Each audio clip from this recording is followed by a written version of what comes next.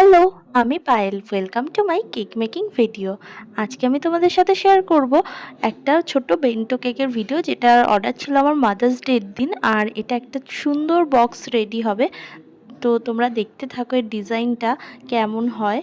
তো প্রথমেই আমি বেন্টো কেকটা রেডি করে নিচ্ছি। এটা চকলেট ফ্লেভার ছিল। তো প্রথমেই একদম ক্রাম কোটিং করে নিয়ে আমি ফ্রিজিং করে নিচ্ছি।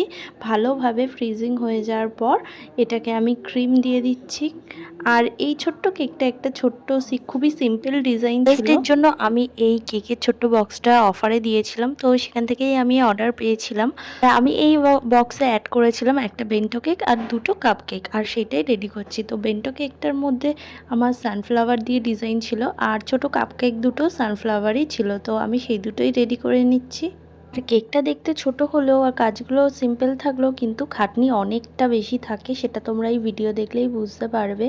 বেন্টো কেক অনেক সময় অনেকেই বলে এত ছোট কেক এত প্রাইস কেন। তো আজকে এই ভিডিওটা দেখলে তোমরা বুঝতে পারবে যে কেকটা ছোট হলেও এর ডিজাইন ডেকোরেশনে একটু টাফ থাকে।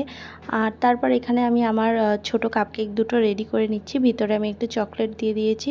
আর এই কাপ কেক দুটোতেও হবে সানফ্লাওয়ার থিমের উপরেই, মানে উপরে কেকের ডিজাইনটা হবে সানফ্লাওয়ার, সেটাই আমি রেডি করে নিচ্ছি।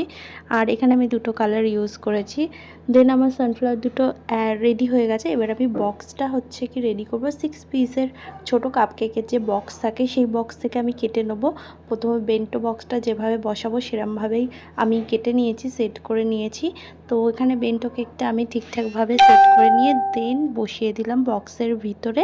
আর তারপর লাস্টে অ্যাড করে দিলাম কাপ কেক দুটো। দেখো কত সুন্দর লাগছে। সিম্পল ডিজাইন হলেও বক্সটা কিন্তু বেশ ভালো লাগছে। সানফ্লাওয়ার থিমের মধ্যে যেহেতু কাস্টমাইজ করেছে কাস্টমার, তার জন্য কেকটা আরও সুন্দর লাগছে। দেখো এটা এই কেকের ফাইনাল ডিজাইন। তোমাদের কাছে কেমন লাগলো অবশ্যই জানিও। দেখা হবে নেক্সট ভিডিওতে। আর আমার ভিডিও ভালো লাগলে like, comment, share and subscribe.